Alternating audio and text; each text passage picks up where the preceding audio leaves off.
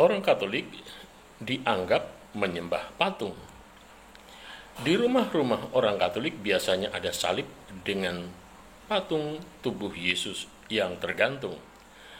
Patung yang lain yaitu patung Yesus yang memperlihatkan hati kudusnya dan patung Bunda Maria. Kalau ada doa bersama, biasanya ada meja kecil bertaplak putih sebagai altar. Di atasnya ada lilin, salib meja, patung Yesus, dan Bunda Maria. Selama berdoa, patung itu terpajang sampai dengan doa selesai. Waktu doa pribadi di rumah, patung-patung itu juga sering dipakai sebagai pelengkap atau alat bantu doa. Orang-orang non-Katolik akan menuduh bahwa orang Katolik kalau berdoa menyembah patung, sebab waktu mereka berdoa yang dihadapi adalah patung.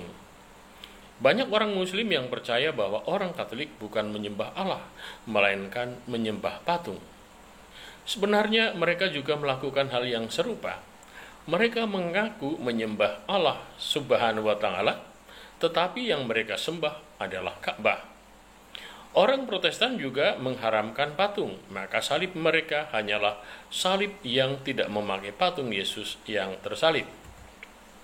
Dalam kehidupan harian, para keluarga umumnya juga memajang foto-foto keluarga, bahkan foto orang tua, kakek nenek mereka yang sudah meninggal.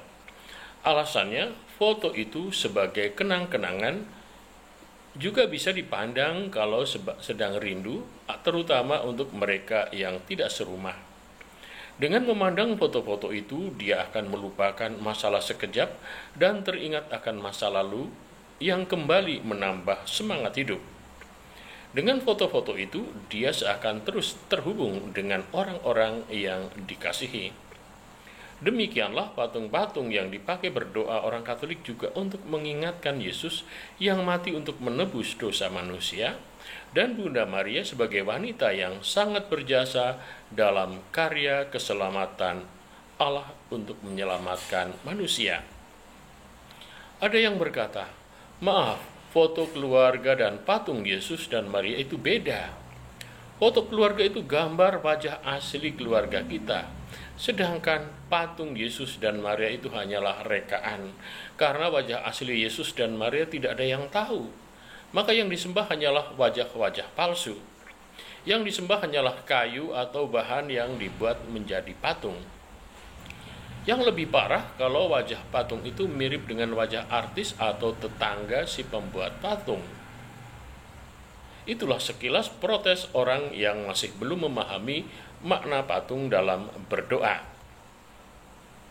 Memang benar, wajah Yesus dan Maria hanyalah rekaan para seniman. Bahkan kalau diperhatikan, wajah Yesus dan Maria dalam berbagai patung juga bisa berbeda.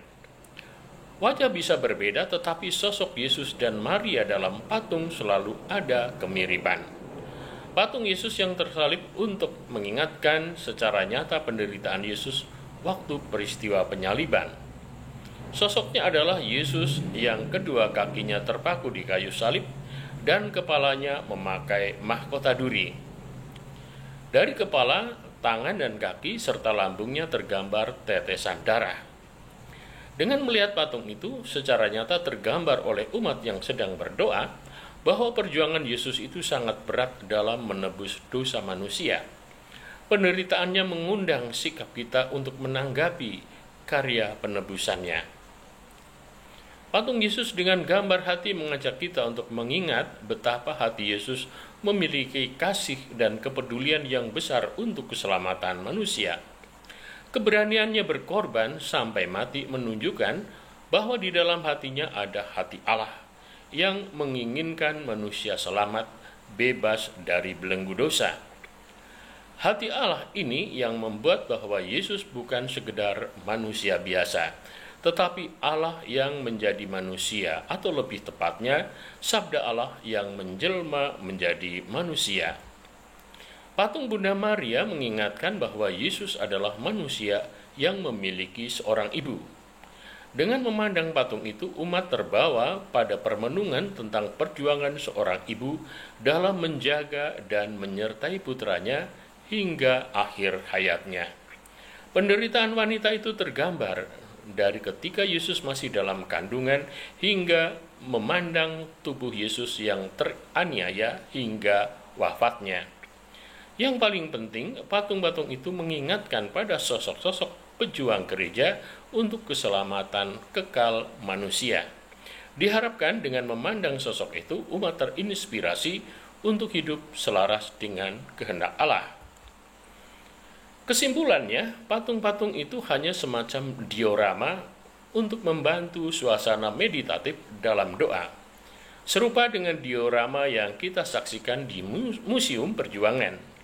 Kita akan melihat sosok-sosok para pahlawan yang berbentuk patung dan mengambil semangat baru dalam memperjuangkan negara kesatuan Republik Indonesia.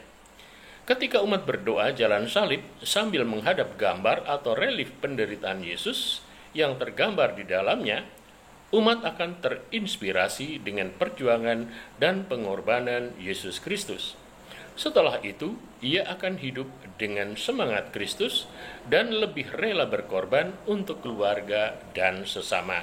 Tuhan Yesus memberkati.